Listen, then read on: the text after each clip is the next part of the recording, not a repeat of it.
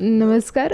सध्या आपण मुरगूडमध्ये आलेलो आहोत आणि आपल्यासोबत राजे खान जमादार साहेब आहेत, जे याआधी नगराध्यक्षपद यांनी भूषवलेलं आहे आणि यावेळी त्यांच्या मिसेस जमादार मॅडम नगराध्यक्षपदासाठी उमेदवार आहेत आणि सर स्वतः प्रभाग नंबर 5मधून नगरसेवक पदासाठी उमेदवार आहेत. तर सरांना विचारू की नेमकी त्यांची भूमिका काय असणार आहे. मुरगुड नगर परिषदेच्या सार्वजनिक निवडणुकीसाठी मी वार्ड क्रमांक 5मधून नगरसेवक या पदासाठी उभा आहे. त्याचबरोबर माझी पत्नी सौ तस्नीम राजेखान जमादार ह्या नगराध्यक्ष पदाच्या उमेदवार आहेत. मी गेली 20-25 वर्षे समाजकारण व राजकारणात सहभागी असतो, अग्रेसर असतो आहे. 80% समाजकारण व 20% राजकारण या भूमिकेतून मी आज या मुरगुड शहरात 96पासून जनरल राजकारणात मी समाजकारणात काम करतो आहे.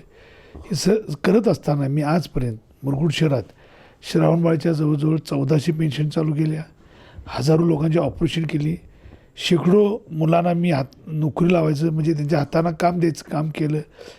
अनेक राष्ट्रीय नॅशनल लेवलच्या स्पर्धा मुरगुड शहरात व्हॉलीबॉल असू देत, कुस्ती असू देत, कबड्डी असू देत अशा स्पर्धा घेतल्या. त्यामध्ये त्या क्षेत्रातनं क्रीडा क्षेत्राला मी वाव दिला.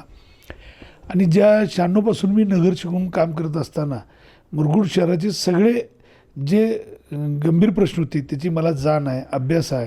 मंत्रालय पातळीवर आमदार हसन मुश्रीफ यांच्या नेतृत्वाने मी काम करत असताना मंत्रालय पातळीवर त्याचा पाठपुरावा कसा करायचा ह्याचा मला अभ्यास असल्यामुळं मी ज्यावेळी नगराध्यक्ष झालो त्यावेळी मुरगुड शहरातील अनेक जे 20-25 वर्षाचा बॅकलॉग होता विकास कामाचा ते भरून काढण्याचा मी मानस केला आणि त्या दृष्टीने मी काम चालू केलं.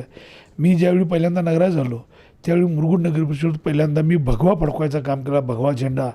त्यानंतर मुरगुड शहराचा पाणीचा प्रश्न जो अत्यंत गंभीर होता त्या स्कीमचा पाठपुरावा केला आणि नळपाणी पुरवठा योजना मंजूर करून घेतली.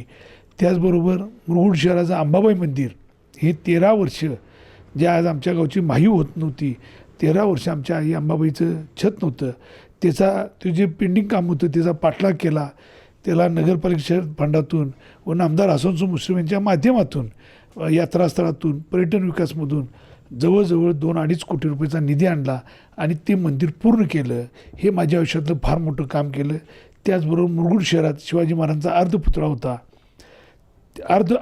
होता, तो फार जुना होता. त्याचवेळी माझे त्यावेळीचे नेते आदरणीय संजयदादा मंडलिकांनी मला सांगितलं की राजेखान आपलं सगळं काम झालं म्हणून एक काम राहिले की शिवाजी महाराजांचा पूर्णाकृती पुतळा उभा करायचा. त्यांनी सांगितले. त्याच्या 15व्या दिवशी मी त्याचं भूमिपूजन केलं. नगरपालिकेतून त्याला 65 लाख रुपये चबुतऱ्यासाठी तरतूद केली. त्याचबरोबर पुतळ्यासाठी गावातील सर्व समाजांना एकत्र करून त्यांच्या माध्यमातून देणगीच्या स्वरूपात संपूर्ण गावाकडून रक्कम जमा करून हा पुतळासुद्धा उभा करण्यात आला. त्याकाळी अशी परिस्थिती होती की पुतळा ही नगरपालिका उभा करू शकतो म्हणून एका सेवाभावी संस्थेला द्यायचा होता म्हणून ते आम्ही युवा प्रतिष्ठानला पुतळा करण्यास हे दिलं. परंतु तिची देणगीसुद्धा आम्ही गावातील सर्व नागरिकांनी दिलेली आहे. अशा पद्धतीनं मुरगुड शहरात बॅडमिंटन हॉल केला. मुरगुड शहरात अनेक विकासकामं म्हणजे मुरगुबाई मंदिर बांधलं, महादेव मंदिर बांधले. त्याचबरोबर इतर मंदिरांना दत्त मंदिर नदीकाठचा असू देत, साई मंदिरला, जैन मंदिरला जवळजवळ 4-5 कोटी, मारुती मंदिरला असे 4-5 कोटी रुपयाचा निधी मंजूर करून आणला. परंतु काही विघ्न संतोषी लोकांनी ही कामं हाणून पाडलीत. टेंडर आडवं भरून त्याला काम करू दिलं नाही. त्यामुळे ती कामं आमची पेंडिंग राहिलीत. अशी अनेक कामं आहेत की आम्हाला या मुरगुड शहराचा माधवनगरचा रस्ता असू देत, गावातले सर्व रस्ते हे डांबरीकरण शिवसाहेबाच्या ठोकानुदानमधून सर्व रस्ते डांबरीकरून घेतले. त्याचबरोबर बाजारपेठ ही मुरगुड शहराची बाजारपेठ ही अव्वल बाजारपेठ आहे. ह्या महाराष्ट्रात पश्चिम महाराष्ट्रात एक चांगली बाजारपेठ आहे. वसुलेली बाजारपेठ होती शाहू महाराजांनी, तर त्या बाजारपेठेचं सुशोभीकरण करून घेतलं, त्या रस्ता करून घेतला, फुटपाथ करून घेतले, लाईट चांगली लावली, पामची झाडं लावली. असं सुंदर बाजारपेठ या परिसरात कुठेही नसली अशी बाजारपेठ उपलब्ध केली. माझ्या कारकिर्दीत स्वच्छ सुंदर मुरगुड शहर हे स्वच्छ सुंदर या स्पर्धेत भाग घेतल्यानंतर 3 वेळा त्याला राष्ट्रीय पुरस्कार मिळाला. राष्ट्रपतीच्या हस्ते आमचा गौरव करण्यात आला. त्या माध्यमातून सुद्धा मुरगुड शहराला अनेक बक्षिसं आम्हाला मिळाली. अशा पद्धतीनं मुरगुड शहरातली बारीक सारीकसुद्धा कामं पूर्ण करायचं काम मी केला. जो वचननामा आम्ही काढला होता गेल्या निवडणुकीत तो 100 नाही तर 110% पूर्ण करायचं काम मी केलं. अशा पद्धतीने मुरगुड शहराचं काम केलं. हे करत असताना राजकारण करताना समाजकारणातसुद्धा भाग घेत असताना मी कोरोना काळात ज्यावेळी सगळ्या जगावर अत्यंत बिकट परिस्थिती उद्भवली होती, त्या काळात मी कोरोना काळात रस्त्यावर होतो. आज जे लोक जनतेसमोर मोठं बोलतात ते त्यावेळी घरात होते आणि मी एकटा रस्त्यावर होतो, लोकांना सहकार्य करत होतो. त्या काळात मी जवळजवळ 138 जे निधन झाले त्या लोकांना मी धन केलं, हे केलं. त्याचबरोबर जे पेशंट म्हणजे कोरोनाबाधित होते त्यांना बेड उपलब्ध करून देणे, त्यांना हॉस्पिटल उपलब्ध करून देणे, त्यांच्यावर उपचार करणे, त्यांना बरं करून त्यांना सगळं सहकार्य करायचं काम केलं. ते काम मी माझ्या आयुष्यात कधी मी विसरणार नाही. असं एवढं चांगलं काम त्या काळात आपल्या हातून घडलं. त्याचबरोबर 50 बेडचं हॉस्पिटल, पूर्वी आमचं 30 बेडचं हॉस्पिटल होतं, ते 50 बेडचं त्याचा मुश्रीफ साहेबांच्या माध्यमातून पाठलाग करून ते सुद्धा 50 बेडचं मंजूर केलं. आता त्याला 52 कोटी ह्या वार्षिक ह्याच्यात त्याला तरतूद होईल आणि 52 कोटी रुपये मंजूर होतील आणि ते 50 बेडचं हॉस्पिटलसुद्धा चांगल्या पद्धतीने चालू होईल. कोरोना काळात मुश्रीफ साहेबांच्या माध्यमातून ऑक्सिजनचा प्लॅन्ट इथं बसून घेतला. अशी अनेक कामं जे कुठल्याही क्षेत्रात जावा, कुठंही जावा, केव्हाही जावा, ह्या मुरगुड शहरात चांगलं काम करायचं काम केलं आणि त्यामुळं लोकांच्या नजरेत, ते लोकांच्या मनात आपल्याविषयी आपुलकी, प्रेम आणि आशीर्वाद असल्यामुळं पुढच्या नगरपालिकेच्या निवडणुकीत मुश्रीफ साहेब, नामदार हसनसो मुश्रीफ साहेब आणि राजे समरजीची गाडगे यांच्या आणि रणजितदादा पाटील यांच्या नेतृत्वाखाली आघाडी ही 21च्या 21 नगरसेवक निवडून येतील ह्याची मला खात्री आहे. तर सर, आता तुम्ही सांगितलं की काय काय कामं तुम्ही केली आणि तुमचं व्हिजन आताचं काय असणार आहे. पण आता नगराध्यक्षपद ज्यावेळी तुमच्या घरी येते त्यावेळी मॅडमचे व्हिजन काय असणार आहे? 3 महत्त्वाची कामं अशी कोणती असणार की मॅडम करणारच? आता भविष्यात मुरगुड शहरातली जी उरली सुरली कामं राहिली ते आम्हाला पूर्ण करायचे आहेत. त्यात पहिलं काम असं आहे की बेघरांना घर 1,000 घरं आम्ही बांधणार आणि ती बेघरांना देणार. त्याचबरोबर भुयारी गटारचा एक प्रोजेक्ट मोठा आपल्याला राबवायचा आहे.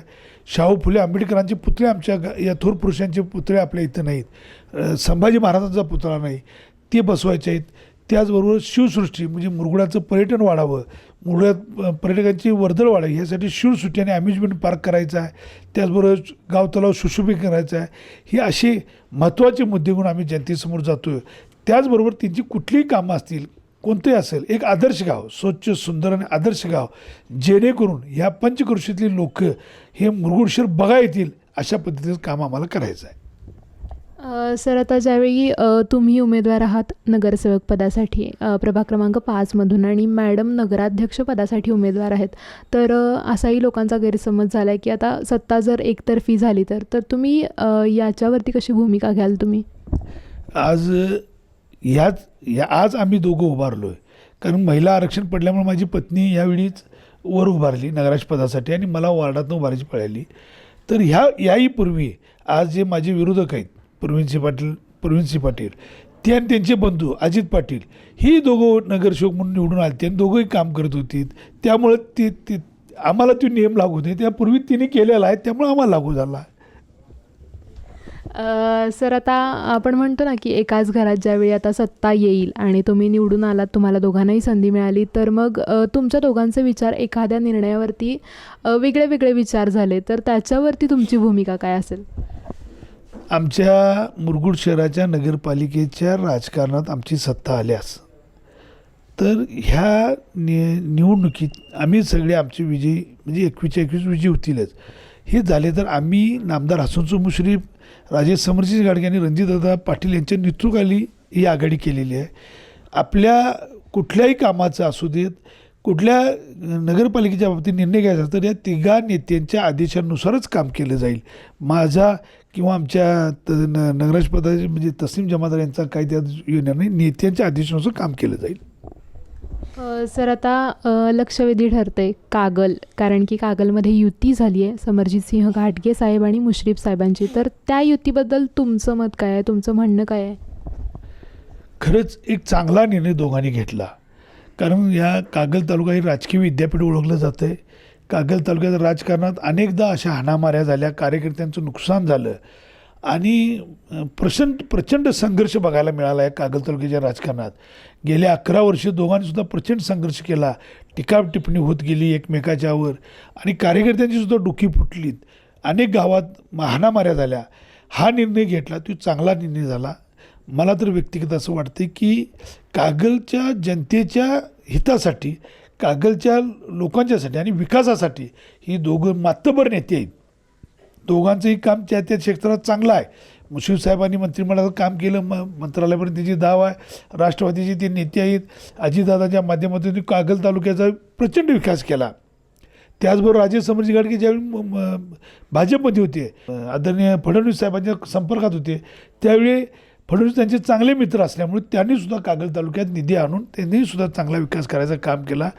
म्हणजे विकास करणारी नेते म्हणजे आहे ती, कार्यकर्त्यांना वेळ देणारे आहेत, कार्यकर्ते झटणारे आहेत आणि विकास करणारे नेते असल्यामुळे दोघं एकत्र आल्यामुळे हे डबल इंजनचं सरकार झालं. त्यामुळं कागल तालुक्याच्या विकासाला डबल गती येईल आणि चांगला निर्णय आहे. खरंच मी कागलच्या जनतेकडून त्यांना धन्यवाद देतो की खरंच त्यांनी निर्णय चांगला केला. हा कागल तालुका शाहूंच्या जन्माने पुनीत झालेला आहे. ह्या कागल तालुक्याचं महत्त्व वेगळं आहे, कारण शाहू महाराजांच्या पदस्पर्शाने कागल तालुका भूमी ही आहे.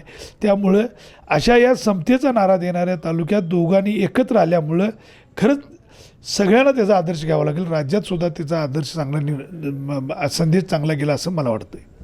सर, आता एक शेवटचा प्रश्न की आपल्याकडे मुरगुडमध्ये पाणी प्रश्न, बाजारपेठेचा प्रश्न, महिलांसाठी स्वच्छतागृह नाही आहेत, हा एक प्रश्न आता जोरदार दिसतो आहे आपल्याला की ह्या गोष्टी झालेल्या नाही आहेत. तर त्यासाठी तुम्ही कोणती महत्त्वाची पावलं उचलणार आहात? आता आपली मुरगुड शहराची सुधारित नळपाणी पुरवठा झालेली आहे. आपल्याला पाणी कमी नाही, म्हणजे पाणी भरपूर आहे. फक्त अडचण काय झाल्या, त्या प्लॅनमध्ये काही साठवण टाक्या ज्या होत्या त्या जुन्या धरल्या गेल्या. तिची क्षमता थोडीफार कमी आहे.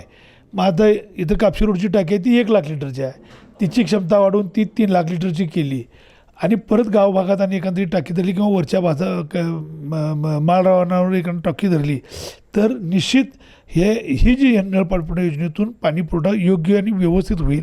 त्यामुळे कुठं अडचण नाही. आजसुद्धा त्या नवीन नळपाणी पुरवठा योजनेतून माध्यमातून लोकांना पाणी पुरवठा होतो आहे. फक्त कमी दाबान होतो आहे एवढंच त्याची तक्रार नाही. तर भरपूर पाणी लोकांना आहे. ती तेवढी साठवून टाकीची क्षमता वाढवली की ती क्लिअर पाणी प्रश्न होईल.